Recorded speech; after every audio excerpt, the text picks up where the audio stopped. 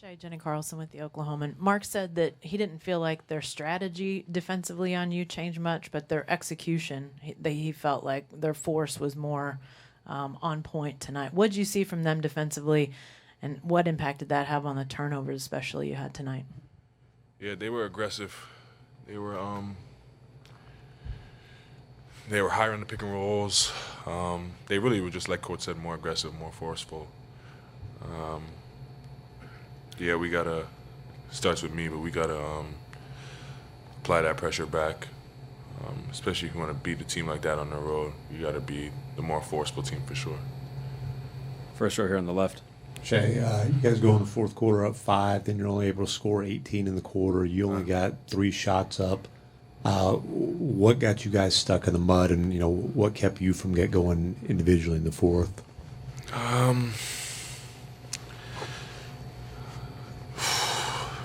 It's hard to say. It's hard to say because I don't see it from like a bird's eye view right now. After watching film, we'll definitely have a better idea. But they were aggressive. They were heavy in the crowd. I'm not sure how many points they had, but it felt like that when they scored, like we're going against a set defense, and it's always harder against a set defense. So off the top of my head, those are a few things, but I'm sure there's probably more that we can weave through once we watch film. First row here on the right. Joel Lorenz with the Oklahoma. Shai, it was almost too many winning plays to count on the Indiana side. It felt like in the fourth quarter, Obi's put back the steal on the inbound. Like, what was maybe the most frustrating part of the way the fourth quarter unraveled? I'm not too sure. We just, like you said, it felt like they won all the 50-50 plays. They executed on both ends of the ball.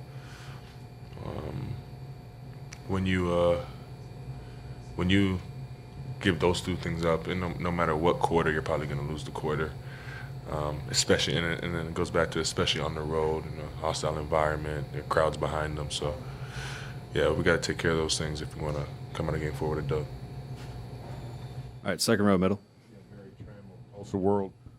Shai, their defensive pressure seemed to really affect you guys right there at midcourt. Both you and Jalen were always sort of corralled up. What was different about tonight more than, besides maybe they're just playing with more force? They were higher in the pick and rolls. Have they been going that high? No, they hadn't. During the series? No, they hadn't. That's what they were higher tonight in the pick and rolls. Like they were above the screen. So like when you come off it, you got to go backwards, and that's a little bit of. It goes back to a little bit more force. Like if we are more aggressive to start the pick and roll and setting it up, then we get a better angle. Things like that usually come down to like who throws the first punch, and I think that's what that was. All right, first row, far left. Nick Gallo, OKC Thunder. Shai, what do you guys do as competitors here for the next 48 hours? I know you probably wish you could get right back out there and play those guys again right now, but how do you win these next 48 hours? Yeah, learn from your mistakes, rest, recovery, do everything we can to be a better basketball team come next game. Yeah, I would say those things. Second row on the left. Yeah, McConnell steals 3 inbounds, and you guys had a few more. I think Caruso called them pick six type turnovers where it's just, run out dunks. As you look at a game like this, how detrimental are not only those points, but just how it feels when a guy just steals an inbound layup? Yeah, those plays hurt, especially because they're very controllable.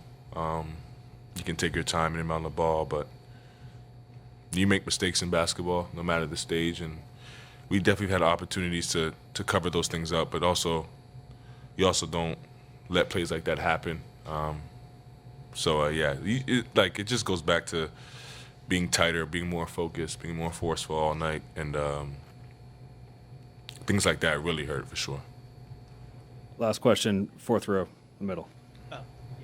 John Hollinger from The Athletic. Yeah, 9 of 20 from the field tonight. Did you feel happy with the shots you got, or did you feel like you could get to better ones, or was it more just you got what you wanted and miss some of them? Yeah, I felt like I had some good looks in it that I missed that I usually make.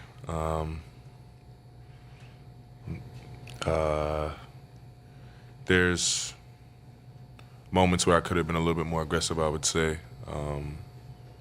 But yeah, I'll watch film, clean everything up, and try to be better for this basketball team come next game.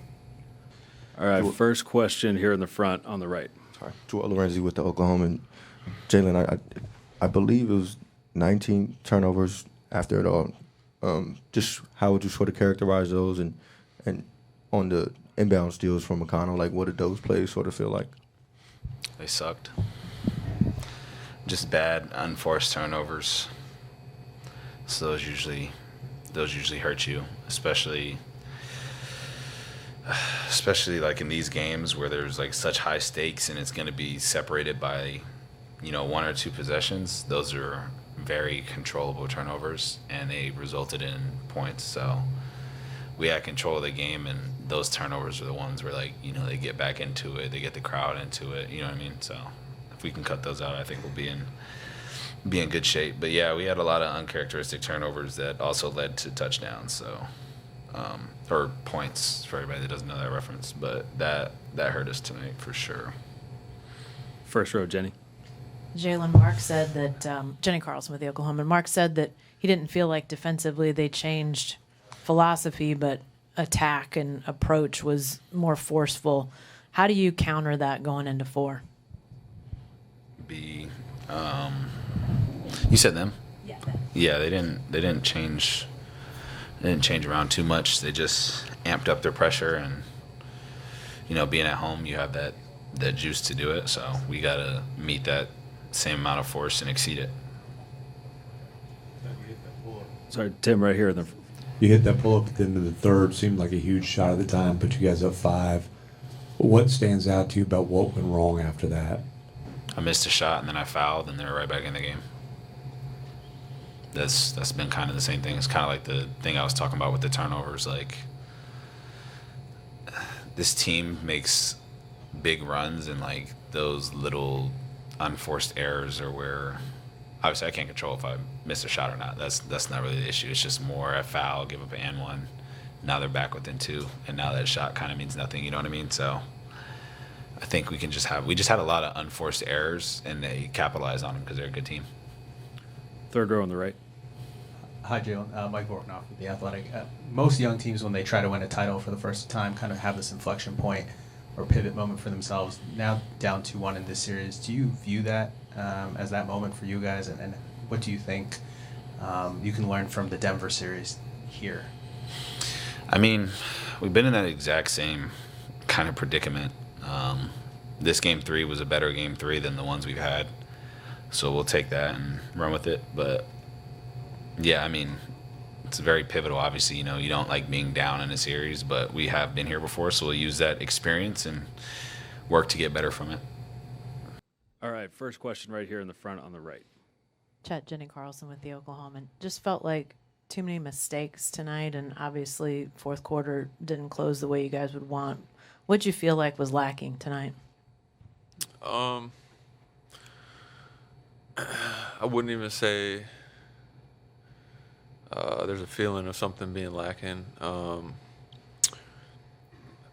There's a lot of areas we can clean up. Myself personally, every down the roster that got in tonight can look in the mirror and see where they can be better. Everybody who stepped out there can be better, and it starts with me. I got to be better.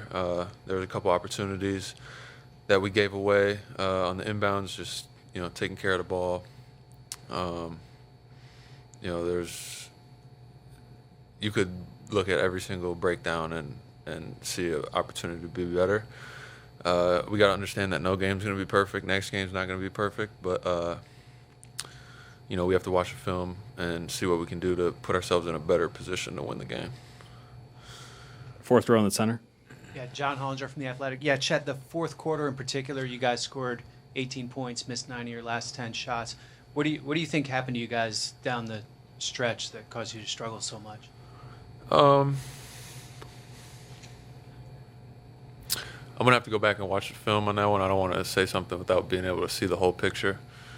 But obviously, to win games of this magnitude at this level, we have to be better than, the stat you just threw out there. we need to close games, close quarters, close possessions. It doesn't just come down to the end of the game. We got to figure out how to put ourselves in a better position, for the whole 48 minutes.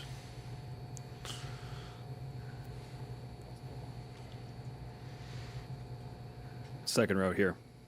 Yeah, Chet, Barry Trammell, Tulsa World.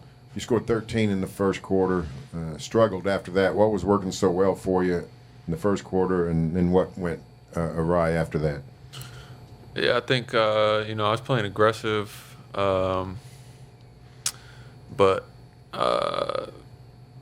I kind of got more to 2 feet when I got in the painted area, and then, the plays that didn't go my way, I felt like I got a little sped up at times, and, I got a little bit out of control in the paint,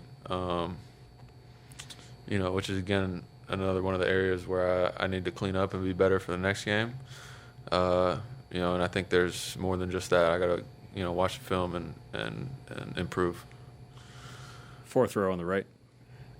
Joel Lorenzo with the Oklahoma. Chet, we just asked Alex in the locker room if this feels at all similar to the way the Denver series sort of unfolded, and he was just saying that this is probably more frustrating because it is the finals. I just wonder what's sort of the most frustrating part about the way these finals have unfolded, and do you feel there are similarities to the Denver series?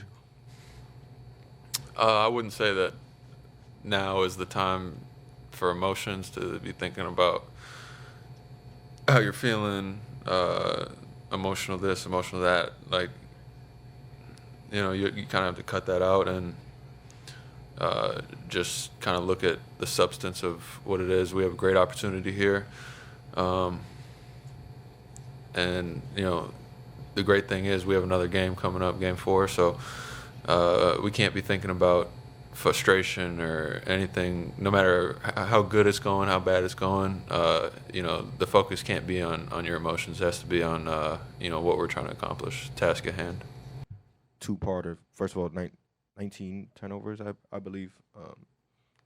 Didn't feel like the team we've watched. How would you sort of characterize those turnovers? And then, I guess, where did you feel Indy gained the upper hand down the stretch? The turnovers were uncharacteristic. Obviously, we're usually pretty clean there. I give them credit. I thought they played really well. They played with great energy. They were physical. They pressured.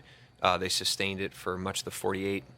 I thought we did some good things. We got off to a really good start and then got off to a really good start in the third. We really controlled the first and third quarters and had a really hard time in the second and the fourth. So we'll watch it. It wasn't all bad, but we definitely have to play, our style and impose our will for more of the 48 minutes if we want to come on the road and get a win. Second row on the left. Mark Daigneault, BS. So seemed like a lot of switches tonight. And I know you guys are a switchable team, but it seemed like a lot of them didn't come with much resistance. Do you feel like that gave them a little too many good looks on their end? We'll watch it. Every possession is different. There's definitely possessions where I thought they were the aggressor and we weren't, in the ball enough. And there were some possessions that were really good. I thought specifically to start the third quarter, our pressure and physicality was right where it needed to be. So we had a lot of good stretches of the game, but they had more good stretches than we did and outplayed us over the course of 48 minutes. And obviously we need to play better if we want to give ourselves a better chance in Game 4. First row, Tim.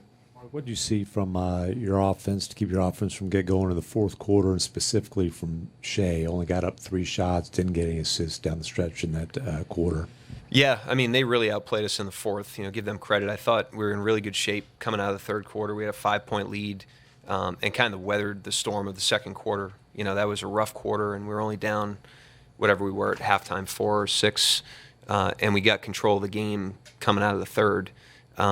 And then in the fourth quarter, I just thought they really outplayed us on both ends. I thought they were in character in terms of their physicality, their pressure on defense, and then they were in character in terms of their pace on offense, and they just stacked way more, quality possessions in the fourth quarter than we did. First row here on the right. Mark Jenny Carlson with the Oklahoman. speaking of their defense, I know Shai's seen everything under the sun, but did you sense additional physicality with him, more double teams coming quicker? What did you see just what they did defensively with him tonight, and what do you have to adjust going into 4? I didn't think they really changed their schemes very much. I just thought they were sharper, like I said, with the physicality and the pressure. And their physicality was stronger than our force in a lot of those possessions. Not all of them. Obviously we had really good stretches of the game, but not enough good stretches of the game to stack up to a win on the road. Second row on the left. Slater with the Athletic. You don't often see, a stolen inbound in the NBA, and I think McConnell got you at least 3 times for just catch layups.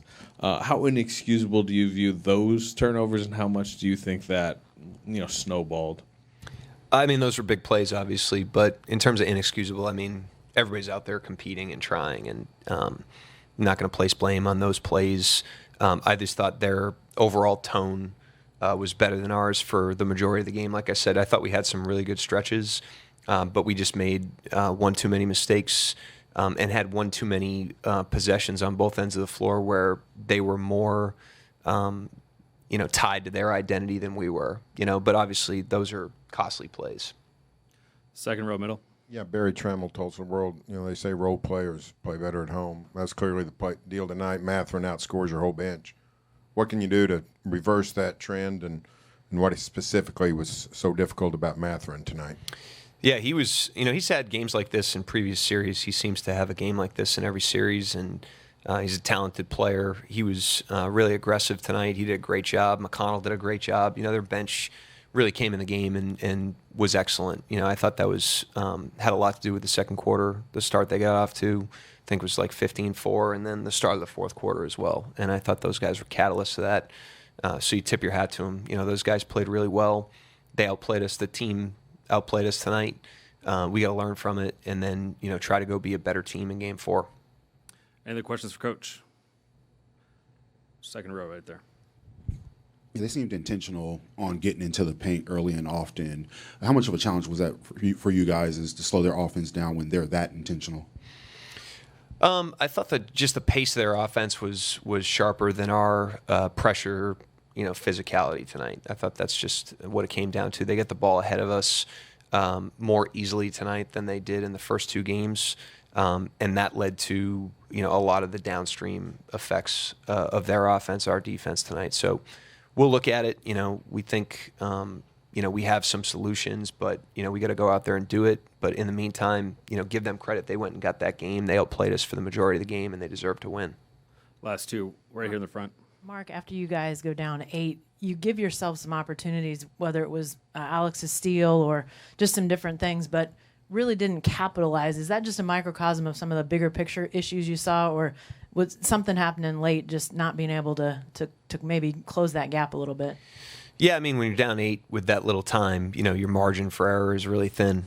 So the solution to that, first solution to that, is don't be down 8 with 2.5 to go if you want to win. It's hard to win that game in that situation.